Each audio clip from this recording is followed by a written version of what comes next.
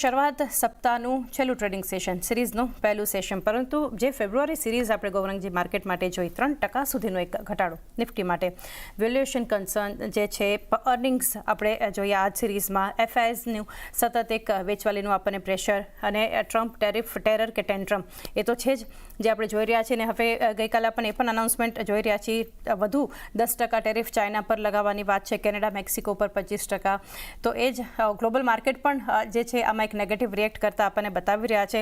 તો ઓવરઓલ કઈ રીતે હવે તમે ફેબ્રુઆરી સિરીઝને તમે જોઈને હવે આગળ શું એક ફોકસમાં રાખવું જોઈએ અહીંયાથી? ઘણો આભાર ચાંદની આપનો. સૌને પ્રણામ અને શુભ પ્રભાત અમારી તરફથી. અમેરિકામાંથી સમાચાર રાષ્ટ્રપતિ ટ્રમ્પના ટેરિફને લઈને, ટિપ્પણીઓને લઈને મારા ખ્યાલથી આવનારા ભવિષ્યમાં બી પ્રતિક્રિયા આવતી રહેશે, કારણ કે ઘોષણા જે રીતના આવશે, સમાચારો જે રીતના આવશે ટેરિફને લઈને, એની પ્રતિક્રિયા અવશ્ય બજાર આપશે. ચાઇના, મેક્સિકો, કેનેડા આ બધા પર તો પહેલાથી એમને ઘોષણા કરી દીધેલી, પણ વધુ ટેરિફ લાગશે ચાઇના પર એની પણ ઘોષણા થઈ છે. સ્પષ્ટીકરણ આવશે જેમ જેમ એમ આપણને વધારે પડતું માહિતી મળશે. એક રીતે જોવા જાવ તો જો ભારતની ઉપર બી જે ટેરિફ લાગવાના છે અને આપણા દેશ ભારત તરફથી જે પહેલા ટેરિફ લગાડવામાં આવતા હતા અમેરિકાના અમુક વસ્તુઓની ઉપર, એમાં પરિવર્તન કર્યા છે નીચલી તરફ, બહુ જ મોટા પરિવર્તન કર્યા છે. અને ભવિષ્યમાં જ્યારે બી યોગ્ય હશે તો સરકાર તરફથી યોગ્ય પગલાં લેવામાં આવશે, જેનાથી જે કાઉન્ટર ટેરિફ અમેરિકા પરથી આપણા ભારત દેશમાં લાગતા હતા એમાં કદાચ થોડી ઘણી રાહત આપણને મળે એવું અનુમાન લઈને ચાલીએ. હવે ચાઇના, કેનેડા, મેક્સિકો પર ટેરિફ લાગશે તો કદાચ એક અવસરની સ્થિતિ ઊભી થાય એવું આપણે માનીને ચાલીએ ભારત માટે વધારે પડતી. અને હાલમાં જ જ્યારે વડાપ્રધાન સાહેબ રાષ્ટ્રપતિ ટ્રમ્પને મળેલા, તો રાષ્ટ્રપતિ ટ્રમ્પ અને વડાપ્રધાન મોદી સાહેબ તરફથી બી ટિપ્પણી કરવામાં આવેલી કે જે ઇતિહાસમાં બાયલેટરલ ટ્રેડ ભારત અને અમેરિકા વચ્ચે હતા એનાથી વધારે પડતી ઊંચી સપાટી પર લઈ જવાના પ્રયાસ કર્યા છે, વાતો કરી છે. અને કદાચ આવનારા દિવસોમાં ટ્રેડ એગ્રીમેન્ટ પર બી હસ્તાક્ષર થાય એવા બધા સમાચારો છે. તો આ પરિસ્થિતિમાં કદાચ એક લાભની પરિસ્થિતિ ઉભરીને આવે હાલમાં એવું લાગે છે. જો વધારે પડતા પ્રતિબંધ ભારતની ઉપર ટેરિફ લગાડવામાં નહીં આવ્યા તો કદાચ એક અવસર બની શકે છે, એ પરિસ્થિતિ બની શકે છે.